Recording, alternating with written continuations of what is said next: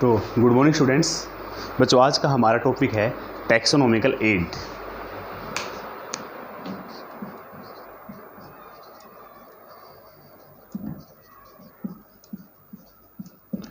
Taxonomical aids आज हम वे चीज़ करेंगे जिससे हमें जो हमारी हेल्प करते हैं किसमें, टैक्सोनॉमी में। जैसे हम क्लासिफिकेशन करते हैं तो कौन कौन सी चीज़ें हमारी मदद कर सकती हैं ड्यूरिंग टैक्सोनॉमिकल स्टडी, तो वे सब चीज़ करेंगे। ठीक है, टैक्सोनॉमी का क्या बेनिफिट है बच्चों? जैसे हम क्लासिफिकेशन करते हैं, हम आइडेंटिफिकेशन करते हैं, सारे अर्थ के ऊपर जो प्लांट एनिमल सबको क्लासिफाई करते हैं, तो ऐसा करने से हमें बहुत फ़ायदा होता है। हमें अपने बायो रिसोर्स का पता चलता है, हमें फॉरेस्ट्री का पता चलता है, एग्रीकल्चर क्रॉप का पता चलता है, हमें पेड़ पौधों का ज्ञान होता है कि कौन से पेड़ पौधे क्रॉप्स में यूज हो सकते हैं, कौन से पेड़ पौधों से टिम्बर प्राप्त होती है, कौन से मेडिसिन प्राप्त होती है। तो टैक्सोनॉमिकल स्टडी से बहुत ज़्यादा क्या होता है, बेनिफिट होता है। हमें ज्ञान हो जाता है नेचर का, हमें पता लग जाता है कि कौन कौन से प्लांट कैसे हैं, कौन सा प्लांट पॉइजनस है, कौन सा यूजफुल है, कौन सा क्या, पता लग जाता है सब। ठीक है, एक तो बेनिफिट है ही है। दूसरा, हमारी जो क्लासिफिकेशन वो भी हो रही है। ठीक है, मेन मकसद तो हमारा क्लासिफिकेशन था, डिस्क्रिप्शन था। टैक्सोनॉमिकल स्टडी में दो चीज़ ज़रूरी है, एक तो फील्ड स्टडी और एक लैब। फील्ड में जाना पड़ता है क्योंकि सारा लिविंग बींग्स तो बाहर ही हैं। फील्ड में जाना पड़ता है, फील्ड से स्पेसिमेन लेके आते हैं हम, फिर हम लेबोरेटरी में आते हैं और लेबोरेटरी में उनकी क्या करते हैं, स्टडी करते हैं। तो ये चीज़ क्या है, ज़रूरी है। ठीक है बच्चों, तो वे सब चीज़ें जो हमारी हेल्प करती हैं टैक्सोनॉमी में, वे सब मिलकर क्या कहलाती हैं, टैक्सोनॉमिकल एड। टैक्सोनॉमिकल एड्स, और वो क्या क्या चीज़ हैं, एक तो वन बाय वन हम कर लेते हैं थोड़ा थोड़ा।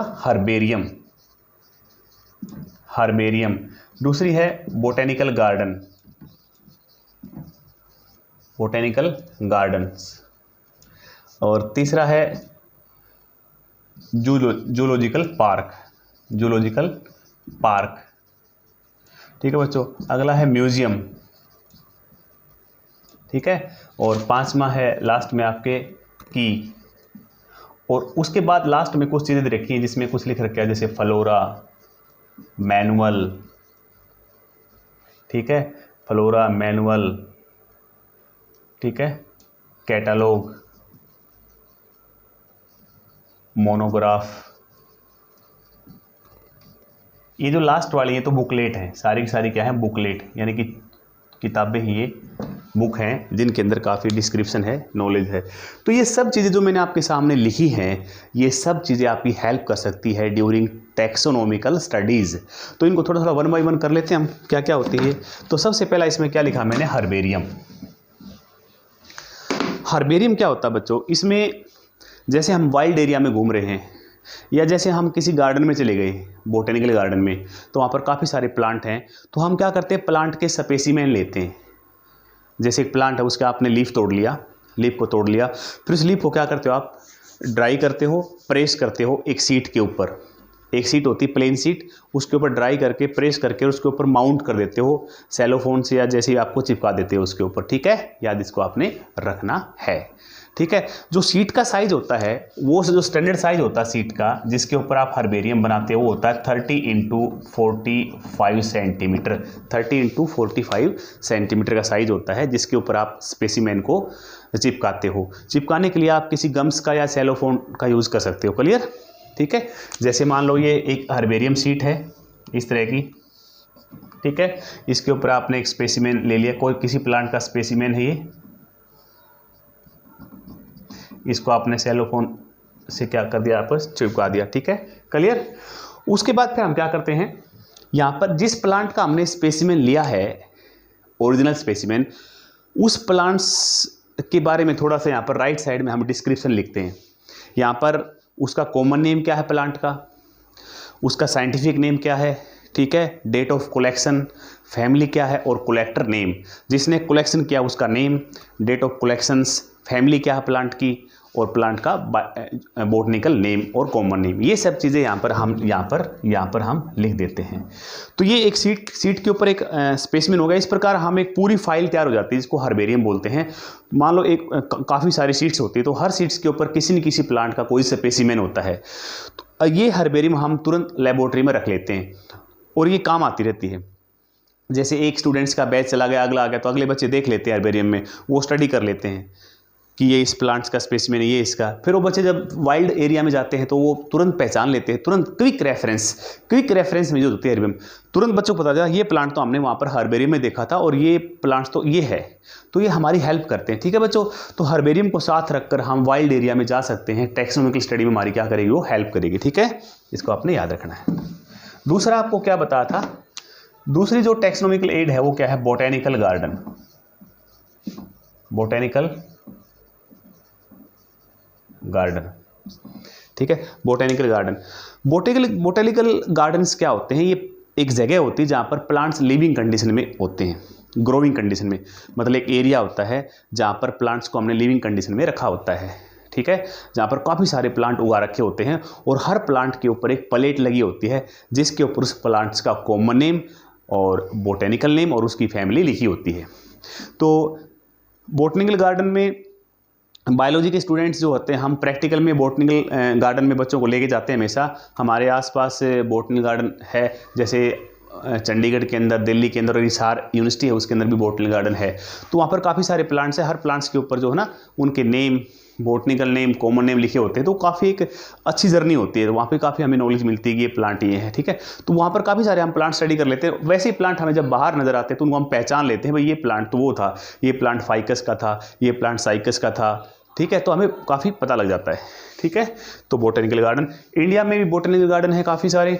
इंडिया के अंदर हावड़ा में, कलकत्ता में बोटेनिकल गार्डन है। इंडिया के अंदर लखनऊ में काफ़ी बड़ा सारा बोटेनिकल गार्डन है और आपके सराउंडिंग में भी बोटेनिकल गार्डन हो सकते हो और आप चाहो तो खुद एक बोटेनिकल गार्डन बना सकते हो। अगर आपके पास लैंड है, आपके पास जगह है, तो एक छोटा सा बोटेनिकल गार्डन आप बना सकते हो।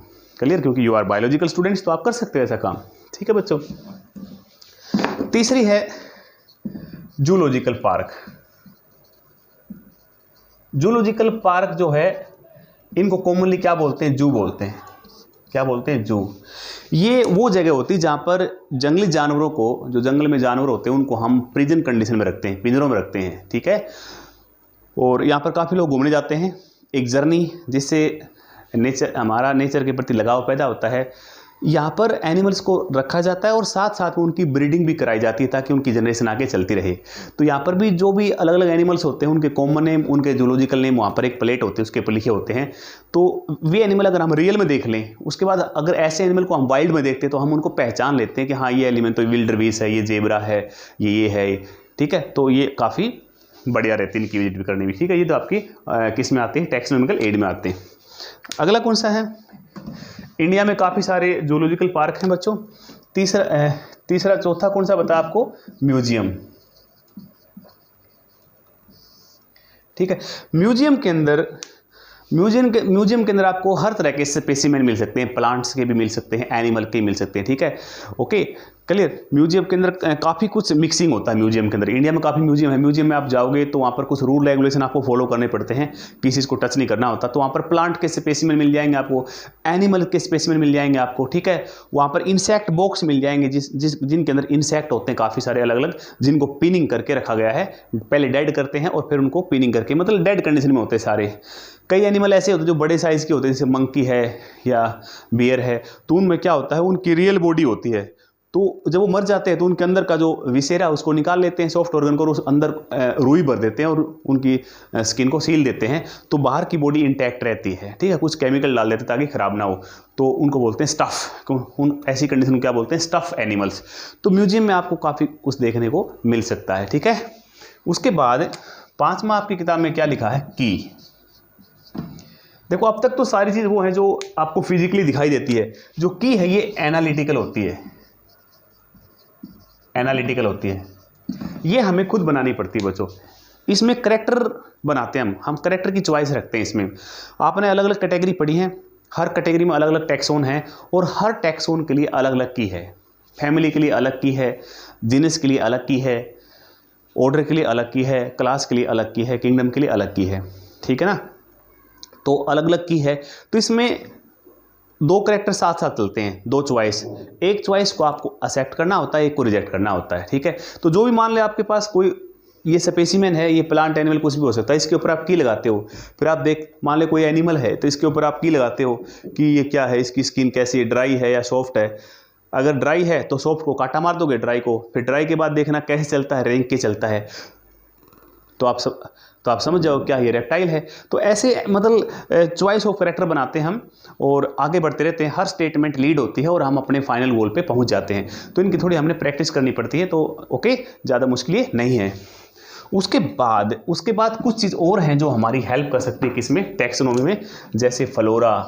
ये बुकलेट हैं सारी, बुकलेट्स, फ्लोरा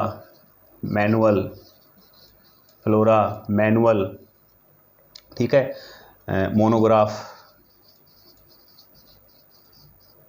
और कैटालॉग। तो 4 ही लिख रखी है आपकी किताब में।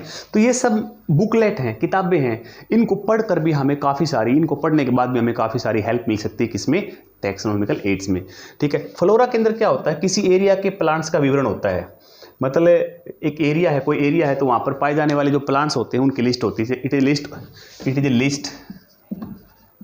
ए list of plants in a particular area. कोई एरिया है मतलब कोई क्षेत्र है, वहाँ पर पाए जाने वाले प्लांट्स का सारा मतलब रिकॉर्ड होता है, उसे क्या बोलते हैं, फ्लोरा।